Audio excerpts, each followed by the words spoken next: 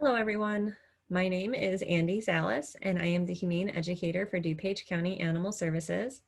And today I will be your presenter for the adoption option. So just for a little Zoom maintenance, please make sure that you are holding your questions until the very end. We'll do a Q&A session at the end of the presentation, and I'll try to address any questions that do pop up. You will see there's a Q&A feature here in the webinar. So you are welcome to type in your questions now. Just know that I'll be addressing them at the end of the presentation. And of course, also at the end of the presentation, I'll be sharing my email address. I am always happy to receive questions or feedback later on. So if a thought pops up for you tomorrow, next week, definitely feel free to shoot me an email. I love to help out any way that I can. So let's go ahead and get started. And of course, today our big focus is going to be on the benefits of adopting. So we'll talk about saving lives and the positive impact that you'll have if you choose adoption as your option for adding a pet to your family. We'll talk about the variety of pets that are available for adoption, whether it be through DCAS, another shelter, or a rescue group. And of course, we'll talk about the benefits for your budget when you choose adoption over shopping.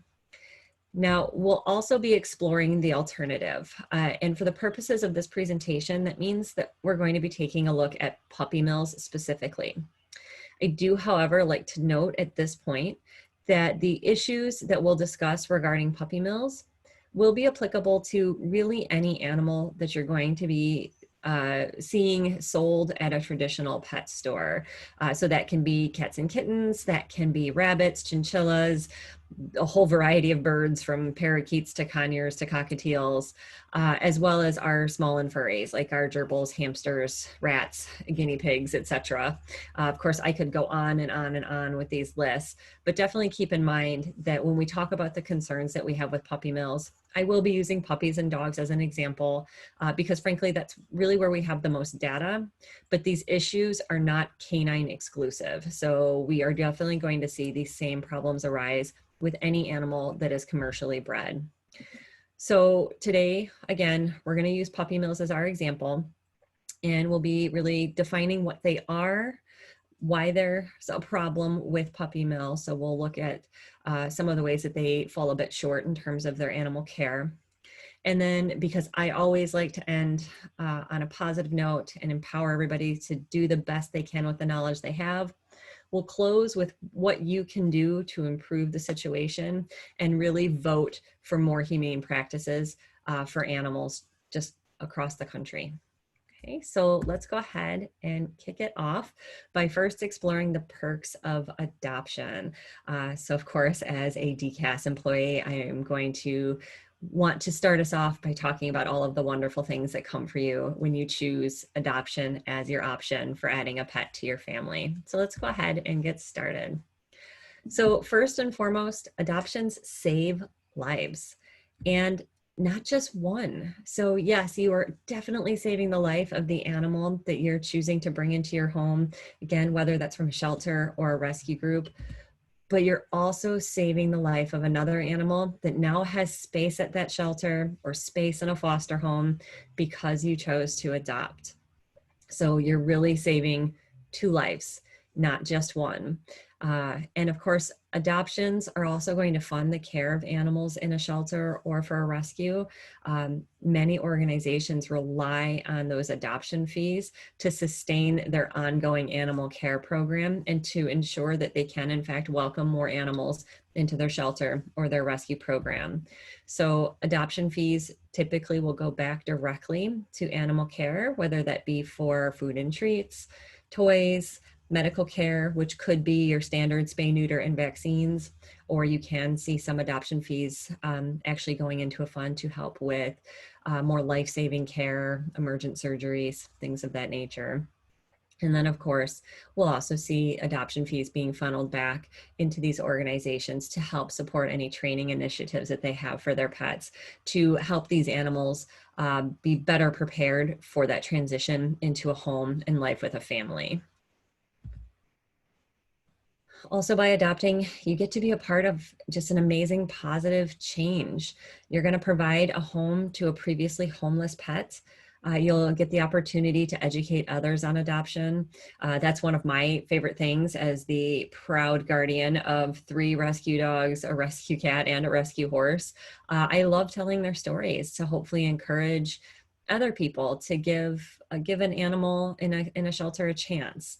And by doing that, you also get to help fight that broken stigma for anybody listening that does, in fact, have a rescue pet. I'm sure you've heard that before. And in fact, I'm sure all of us have heard it before where someone says, yeah, I'd love to adopt, I'd love to help out, but they're there for a reason, right? So all shelter dogs, for example, have behavioral problems, or they don't get along with other dogs, or they're not safe, or they have medical issues. You hear all of those reasons for why people choose not to adopt.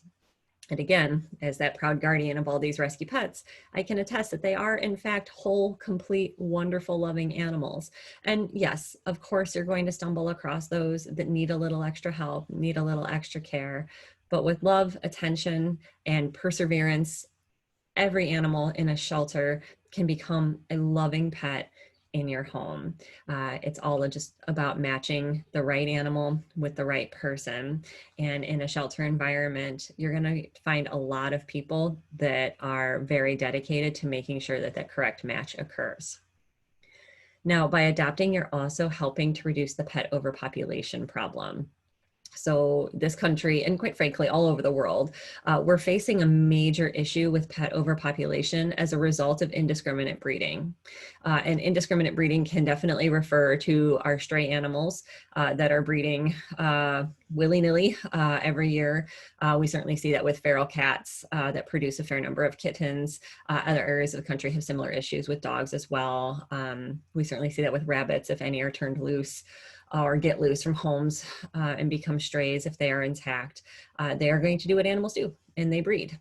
And then we see that problem further compounded by irresponsible breeders, commercial breeders, those really looking to make money off of animal production versus really breeding to maintain a bloodline or improve a particular breed.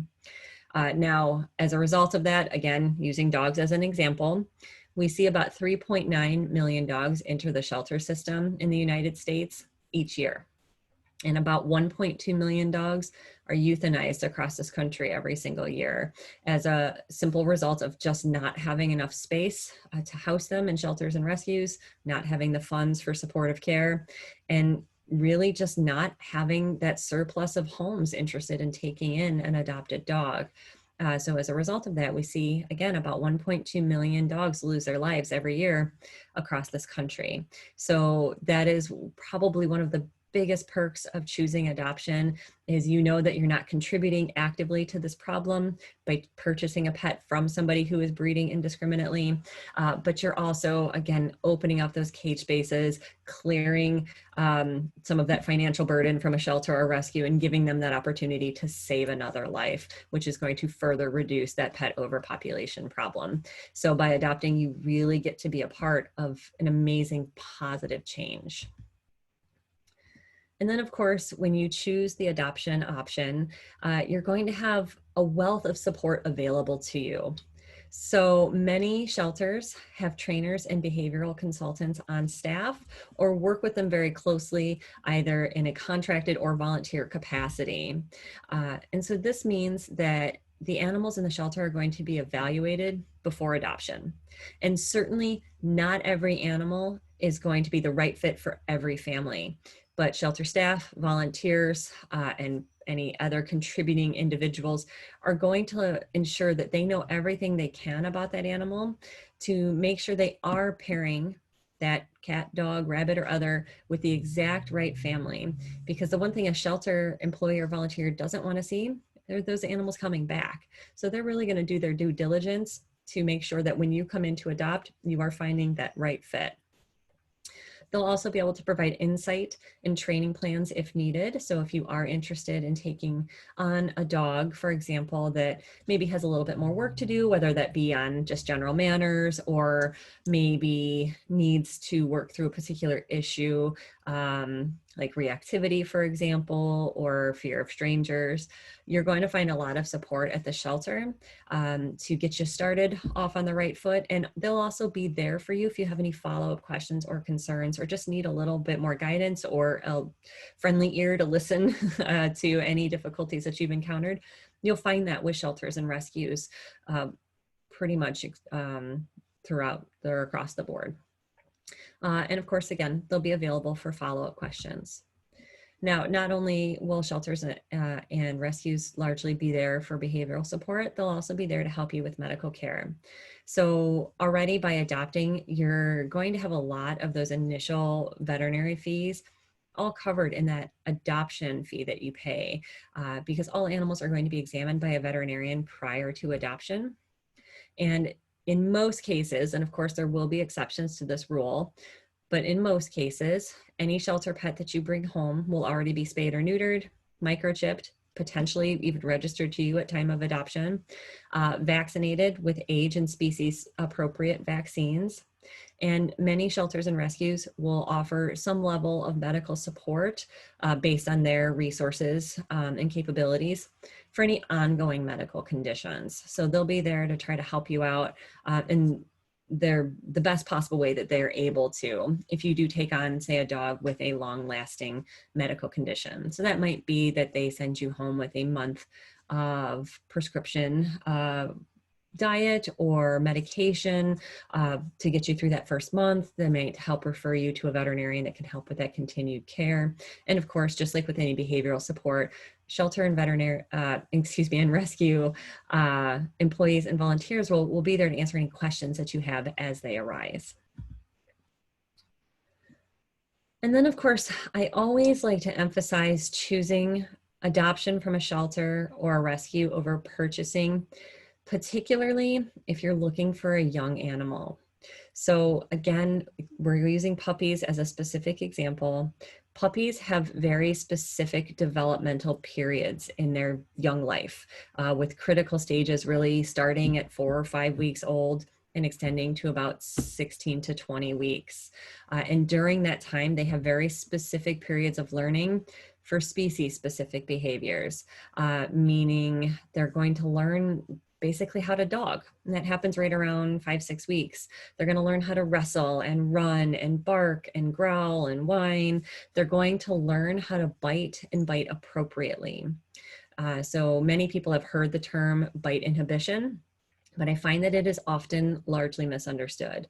And we think of bite inhibition meaning that a dog learns to not bite at all. And that's not really the case. When we do refer to bite inhibition, it's not that a puppy or dog has learned to never bite and use their mouth, because that's really just not realistic for a dog. But instead they learn how to bite appropriately. So they learn that if we are playing, I only exude a small amount of pressure as I bite down, just enough so people know I'm there or dogs know I'm there, but I don't break skin and I'm not doing harm. And they learn that by playing with their siblings and playing with mom. And if puppies are playing with each other and one bites another too hard and draws blood or just frankly hurts them, that puppy on the receiving end of that bite is going to yelp, move away, not want to play, or may even reciprocate and bite back just as hard. And so they'll learn how to gauge the force that they use, which will make them more appropriate players later on in life. They'll also have a period for dog socialization that, again, they'll get a lot of from siblings and mom, but this will be a time for them to also safely meet and interact with other dogs. Ideally, those are right around the same age, so they can continue to learn those appropriate play skills and really gain confidence, basically meeting strangers just in dog form. There will also be a period of time for human socialization, and not just for general handleability, but also a time for them to meet strange people and to get out into the environment, be exposed to novel stimuli, and have positive reinforcement to ensure that these puppies grow up and develop properly and become confident, well-adjusted dogs as they mature. Also, in a shelter environment or at a rescue, you're going to see that a dog or puppy's enrichment needs are better met than they would be from a commercial breeder. So for proper enrichment, we really want to make sure that Animals are able to demonstrate species-specific behavior, and that will touch on mental enrichment, physical enrichment, and social enrichment. Most shelters and rescues will have an established program to meet all of these needs, and they'll work closely with trainers and behavioral consultants to ensure that they're on the right page. And this again is hypercritical, especially if you are adopting a young animal, because having this regular enrichment is going to encourage appropriate brain development. It's going to encourage confidence and sociability in these dogs as they develop, versus growing up in a crowded commercial breeder where they're not getting any of these interactions or stimulation, which can severely stunt their development and in some cases cause long-lasting problems that we'll talk about here in just a little bit. And then of course, adopting is often just a better deal. So if you're looking at pet guardianship from that financial angle, adopting is going to save you money. So adoption fees are typically lower than any purchase price. Of course, there's always going to be exceptions to that rule. But in this area, adoption fees can run as low as $60, typically for adult or senior dogs, to upwards of $500, maybe $550 for young puppies, especially if it's a purebred that you find in a shelter or rescue. But with those adoption fees, which are still going to be traditionally lower than even your lowest purchase price from a pet store, you're also going to see an initial physical exam covered, age and species appropriate vaccines, the spay or neuter surgery, the microchip, again, possibly registration.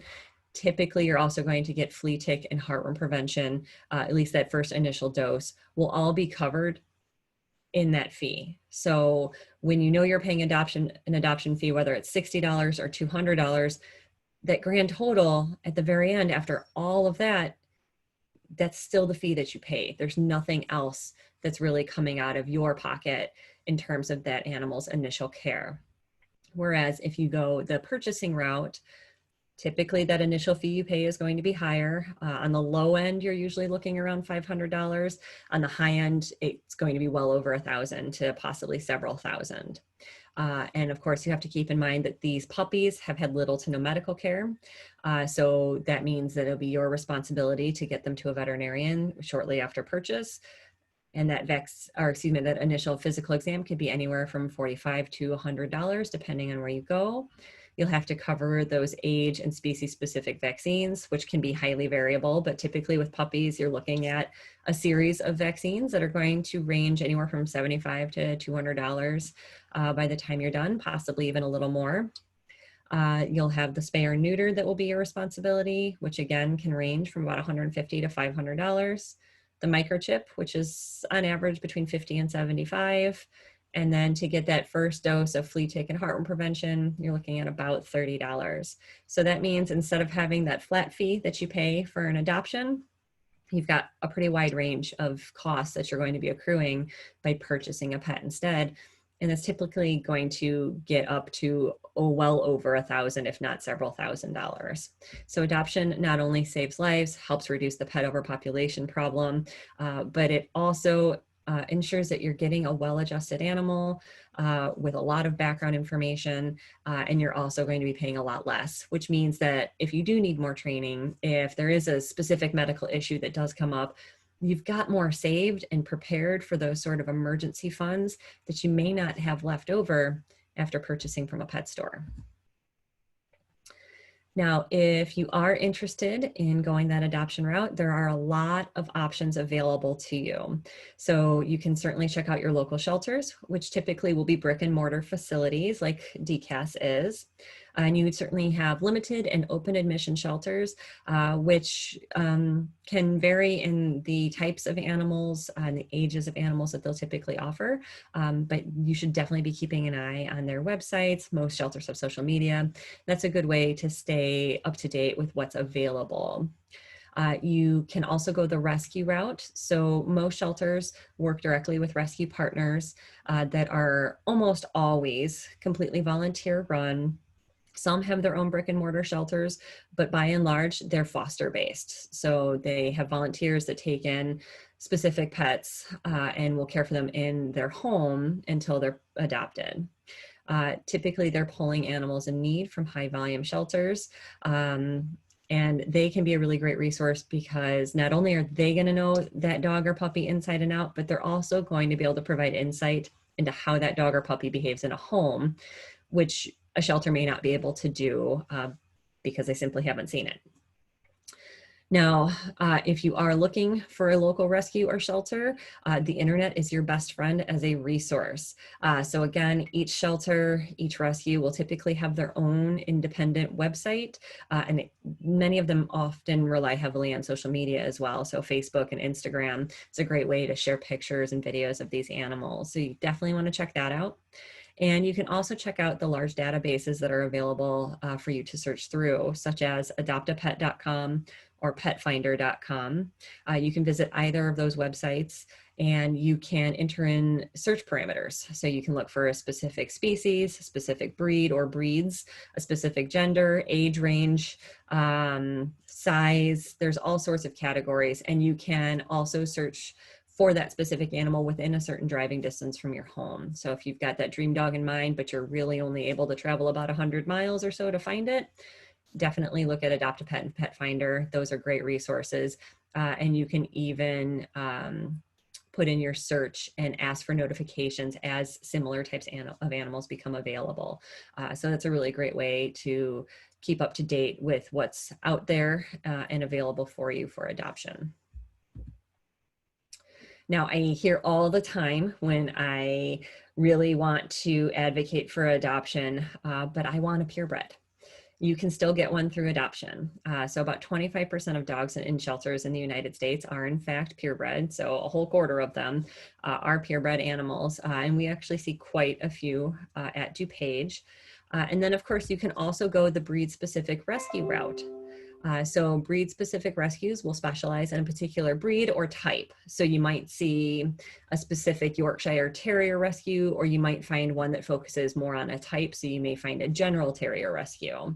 But these rescues can be a great resource because they're really going to be experts on that breed or type of dog. And so they'll be able to give you all of the information that you would ever need to be the very best guardian for that pet, probably plus even more than you thought you would need. And they'll, again, just like any other shelter or rescue, be available to you if you have any ongoing questions. And so just to give you an idea of just the sheer number of these breed-specific rescues, here are just a few that I pulled up that are really right in this immediate area. So All Herding Breed Dog Rescue focuses more on a type than a specific breed, but if you're looking for that Australian Cattle Dog, Shepherd, or Border Collie, those really high energy, intelligent kids, All Herding Breed Dog Rescue is definitely a great resource. There's the Collie Rescue of Greater Illinois. If you're looking for your larger Lassie type collies, and sometimes they'll even work with Shelties and things like that too. Raven's Husky Haven and Rescue specializes in Huskies and other sled type dogs, so your Malamutes, for example. So if you're looking for one of those large floofers, they're definitely a great resource. As Good as Gold works with golden retrievers, recycled Rots, Rottweilers, and really I could have filled 50 slides with all of this information. So you definitely want to take a look. And again, Pet Finder and Adopt a Pet are great resources for this. You can find these breed-specific rescues available there as well.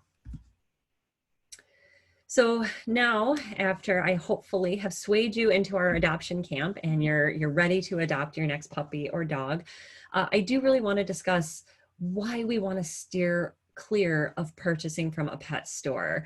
So we're going to really take an in-depth look of where that puppy and that pet store window came from.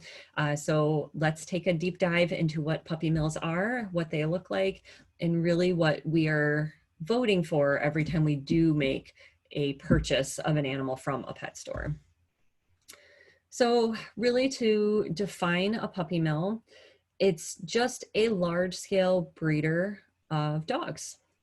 And really, you'll be able to identify them by their business practices. You'll see that they are there and modeled after the maximum profit, minimum expense model. So they aren't looking to put a lot into the care of animals, but they're hoping to get a lot out of their sale.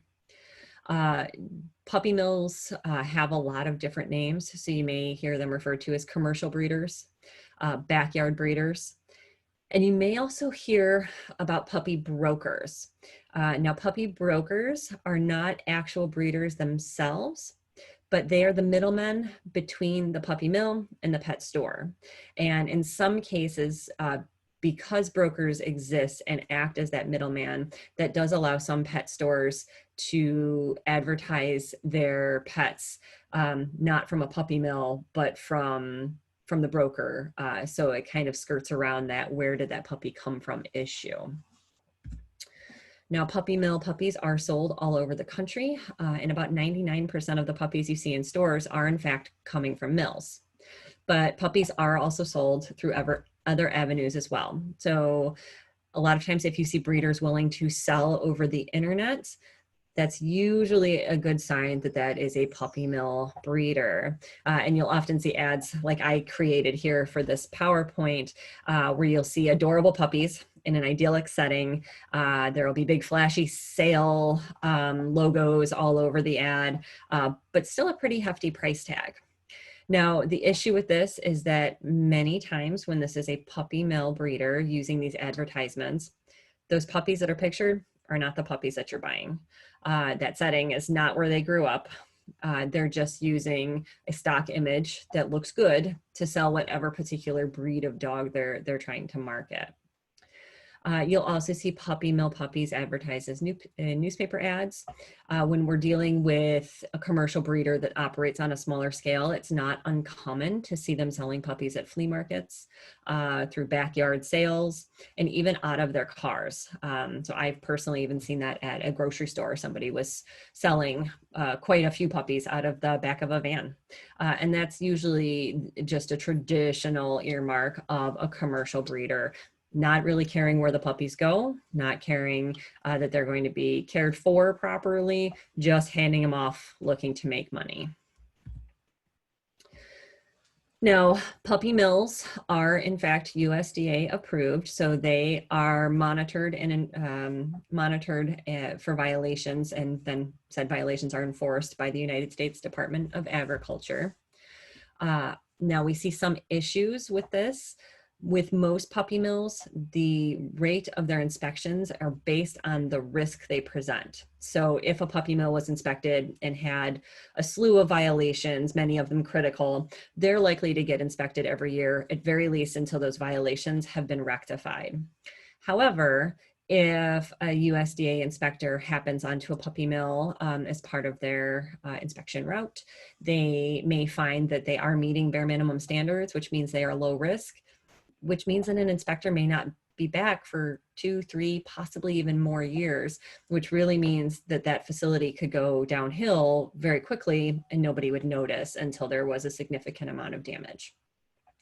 And inspectors can also utilize what are referred to as teachable moments. So if they do encounter a violation, they are certainly within their rights to write that up, document it, and potentially fine that puppy mill breeder.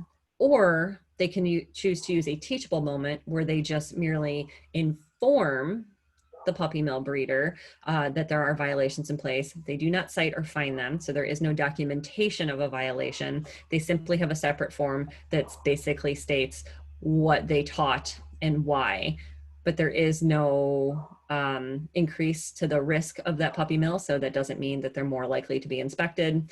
And again, there is no punitive measures for the violations in the first place.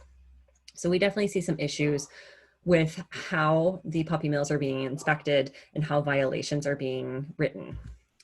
Now, some of the other issues that we see with puppy mills is the legislation that's there to protect the welfare of the animals. So when USDA inspectors are in fact inspecting these puppy mills, they can only cite violations based on minimum standards set by the Animal Welfare Act, which is what we're going to explore a bit further in this section. So when we talk about the standards set by the Animal Welfare Act, an important thing to keep in mind is that quality of life is not really considered. So we're really looking at the bare minimum of what an animal needs to be alive, not happy and alive, just alive. So we'll see cage size. It has to be just a mere 6 inches larger than a dog on all sides, which we'll explore a bit further here in a moment. Up to 12 dogs can be housed in one cage, and it doesn't matter if they hate each other, if they're stressed, if they're fearful, if they're aggressive, they can fit as long as they've met the bare minimum size for the cage. Dogs do not need to be let out of cages. Breeders just have to have a written exercise plan, but they do not have to demonstrate that they utilize it, just that they've written it up. There is no limit on how many dogs a breeder can possess, so it is perfectly acceptable for a commercial breeder to have 10 breeding pairs. It's perfectly acceptable for them to have 2,000 breeding pairs. So there is no limitation there to ensure quality of care. And there is no age limit for breeding. So females can be bred at their very first heat cycle and then basically bred throughout the entire course of their life, regardless of their physical or mental well-being. So we're going to go through some of the standards set by the USDA here in upcoming slides and really take a look at what adequate space means, adequate food and water, things of that nature. But just to give you an idea of the legislation that is currently available on a state-by-state basis, you can see here on the map, any state that is dark blue has some form of a requirement for licensing and regular inspection. In the very pale blue, the requirements are a little less stringent. And then in the silvery gray, they actually don't have requirements really at all. So that means that any puppy mills in those silver gray states, they really can get by for quite some time without anybody really checking on them or the quality of life that their dogs have. So let's go ahead and take a look at the Animal Welfare Act and the requirements that it does enforce for dogs and puppies growing up in puppy mills. So the first is adequate shelter. Now, the issue with this portion of the Animal Welfare Act is that it does not consider the comfort of the dog. So it does require that the cage be 6 inches larger than the dog on all sides. But if you look here at the image on the slide, you'll see that box in red is the area that they measure. So the dog is measured from tip of nose to hip, so really base of tail.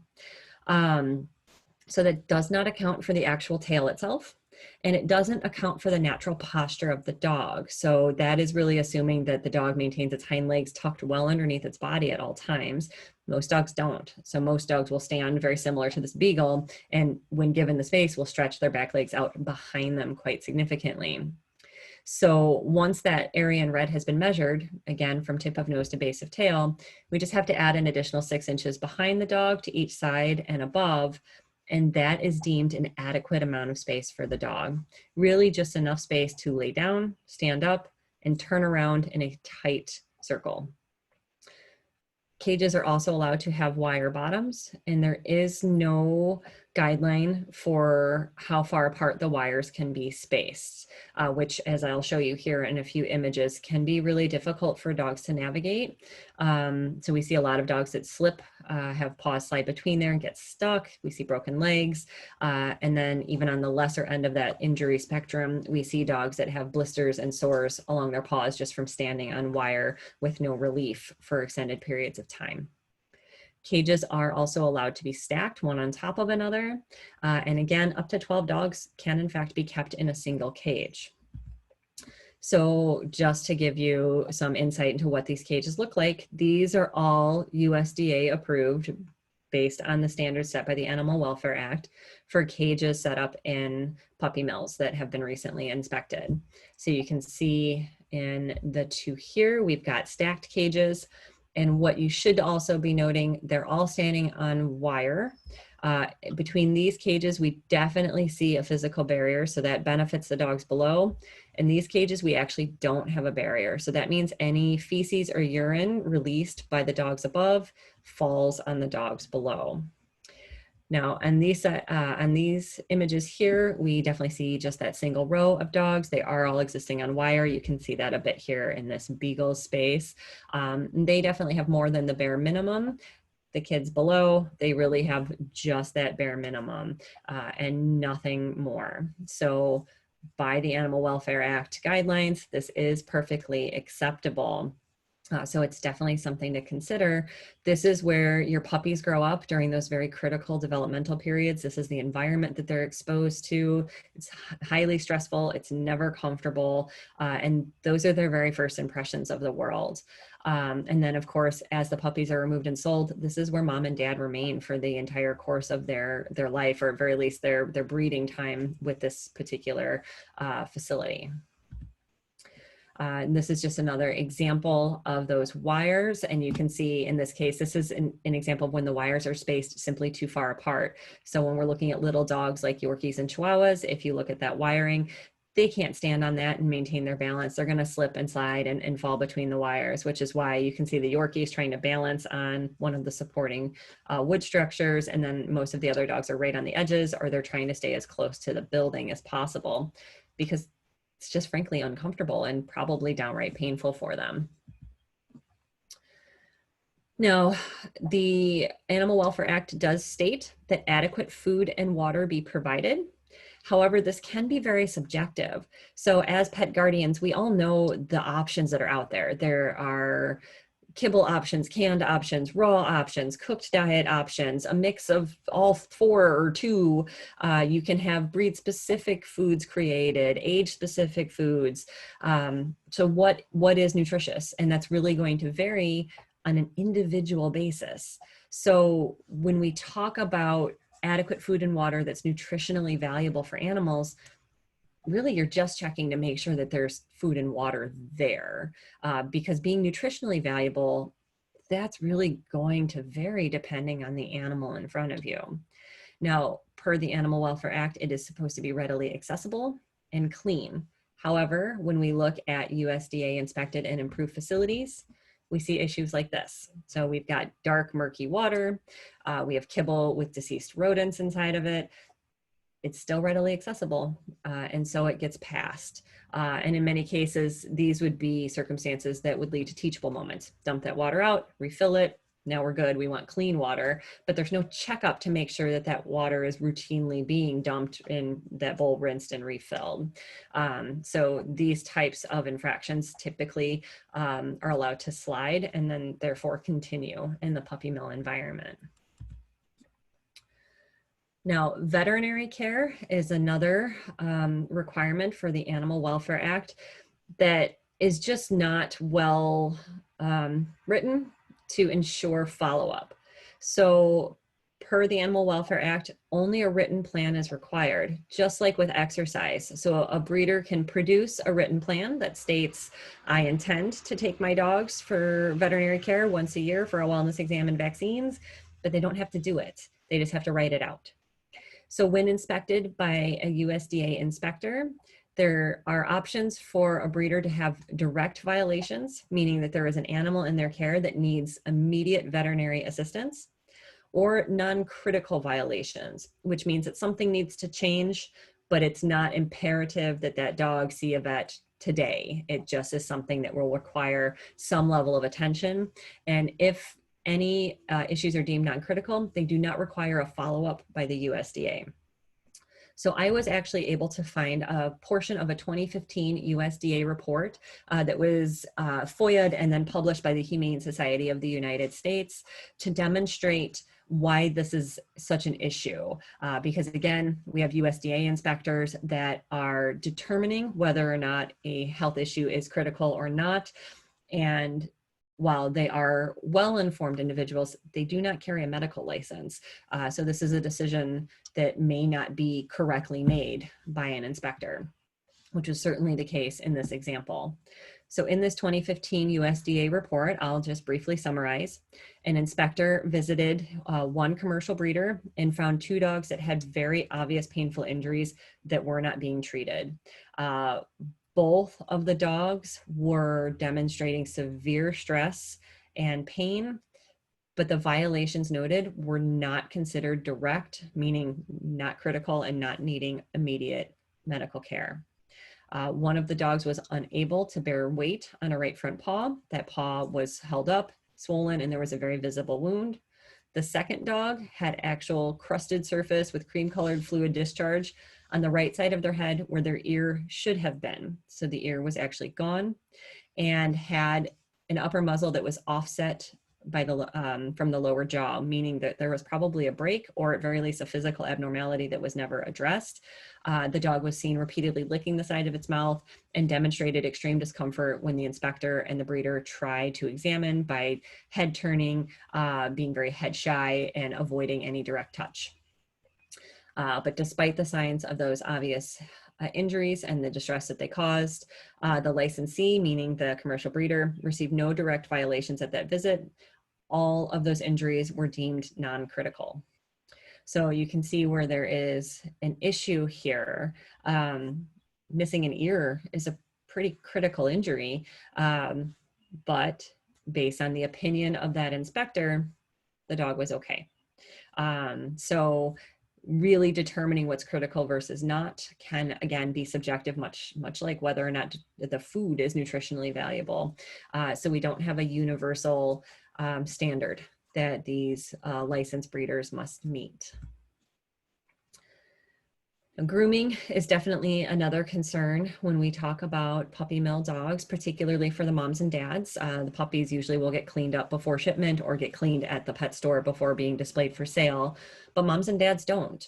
And there is actually no component of the Animal Welfare Act that indicates that they must be groomed.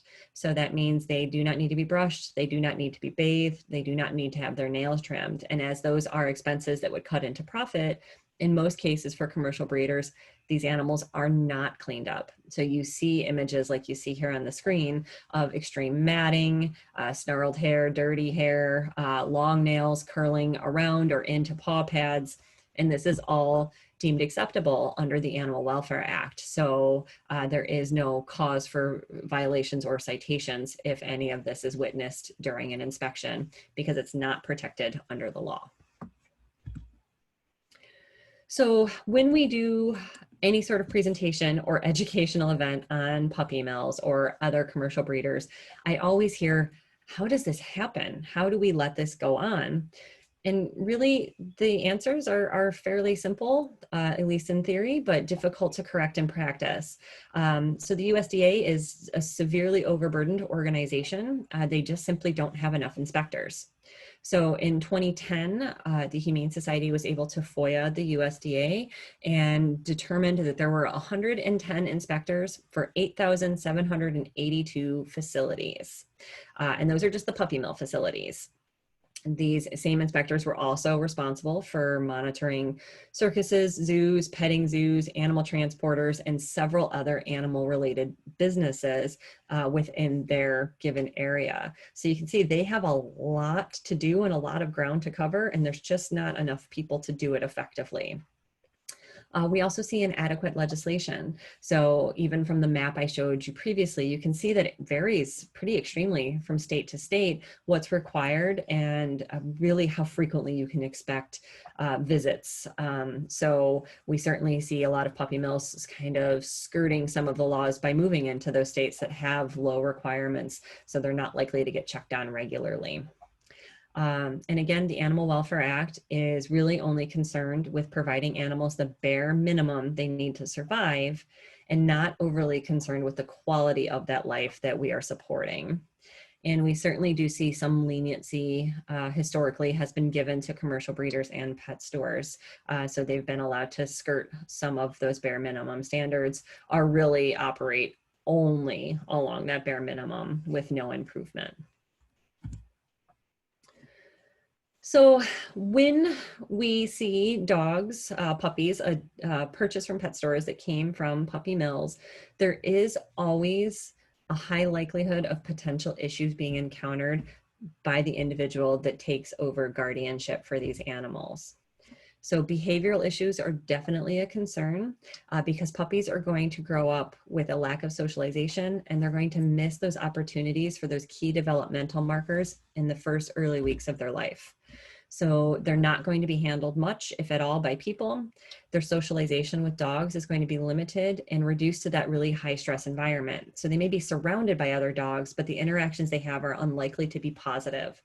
They'll have few, if any, opportunities to explore. So that means that all novel stimuli, whether that be leaves blowing on a tree, a bird flying overhead, a garbage truck going by, a mailman walking down the street, they've never seen any of that. And by the time they're in a pet store and then eventually in a home, they've missed that opportunity to really form positive associations. So this is a very important thing to consider when we do take on a puppy in our lives. They have a limited opportunity to form these positive associations. Once that window closes, the opportunity for socialization closes. So that's why if you have an adult dog that perhaps is afraid of strangers, we're not going to socialize that dog. They're incapable of being socialized in adulthood, and they're actually incapable of being socialized once they've reached adolescence. They're all done absorbing new information and forming opinions. What we now have to do is work with a trainer and have a behavior modification plan. That animal is never going to be as confident and as social as a puppy that was well developed and supported as they grew. But we can try to change some of their reactions and provide them a different outlet for behaviors that perhaps we're not liking very much.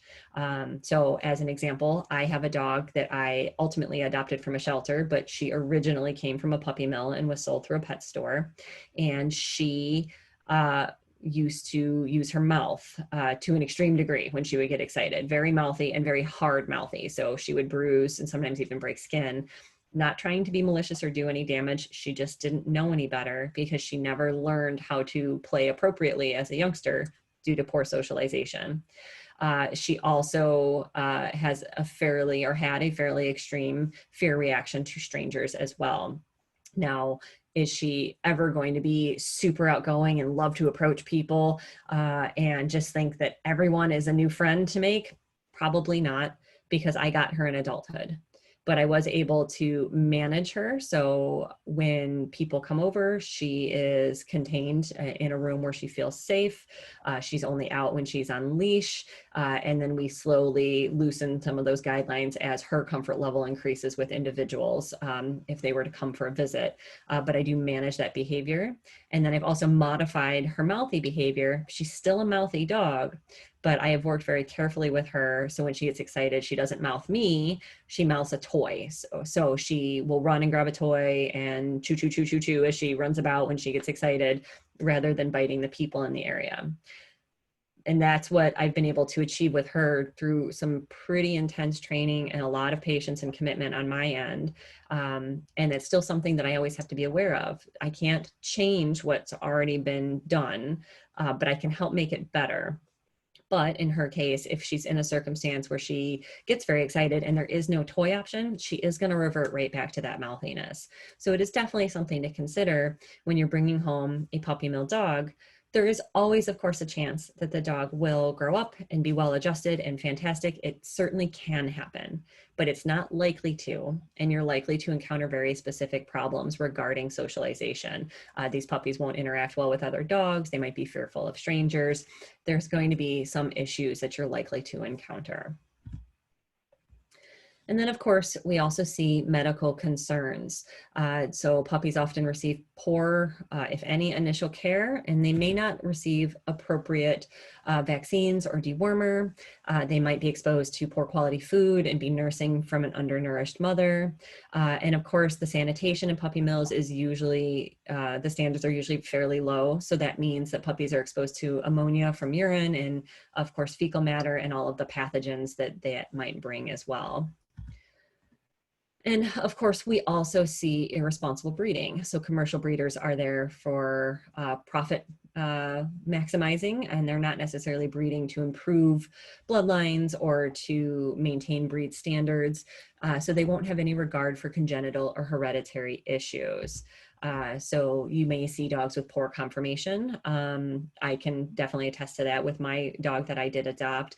She has profoundly bowed back legs, which as of right now do not affect her, but will likely cause knee issues as she ages, as well as early onset of arthritis. So that is something that when I brought her into my home, I knew I was going to be taking on probably some significant medical bills, not immediately, but in her future.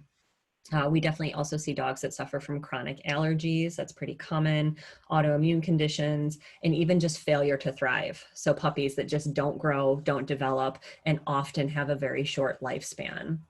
Certainly at DuPage, we get a fair number of dogs that are surrendered to us either as puppies or adults that came through that puppy mill pipeline, were sold through a pet store, and are demonstrating some of these issues. For example, the dog here pictured on the slide, her name was Potato Cloud Marshmallow Fluff. She was a puppy mill puppy that was sold to a pet store and then sold to an owner. And it became very apparent to the new owner that she had some congenital issues. So she had some difficulty with her legs. They were malformed, so her mobility was limited.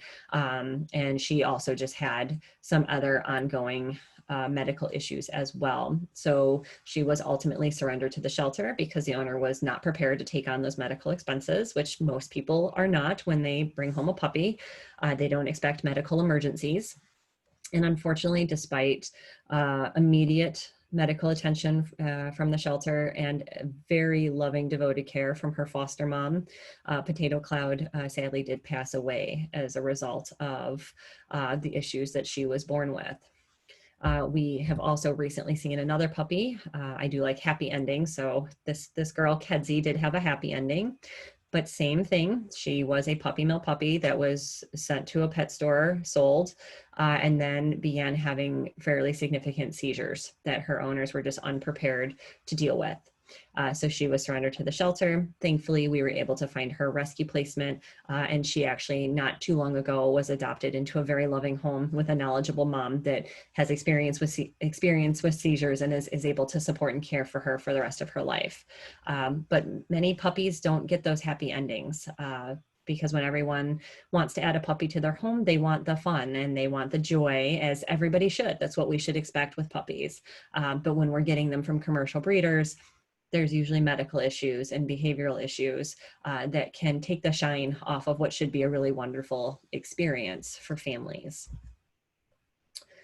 So I want to wrap us up today by talking about the different ways that you can make a difference and how you can really help make sure that all of these adorable puppies don't suffer the same fate as Potato Cloud or Kedzie, and that their moms are not left in those atrocious conditions. So to be a part of the change, we really have to acknowledge how much of an impact our dollars have. So every time we make a purchase, we're voting for future practices. So vote by purchasing through humane stores only, which means stores that either do not sell animals at all or stores that are partnering with shelters and rescues. And we'll talk about the different ways that they can do that here in just a moment.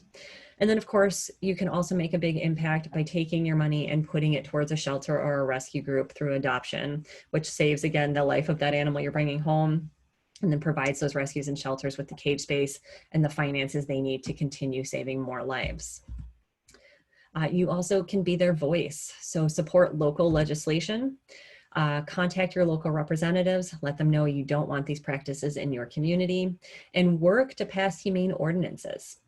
So hopefully one day we'll see state legislation, state by state across the country, prohibiting the sale of puppy mill dogs. But until we get there, individual communities can establish humane ordinances that prevent puppy mills in that community and prevent the sale of puppy mill puppies in pet stores in that community.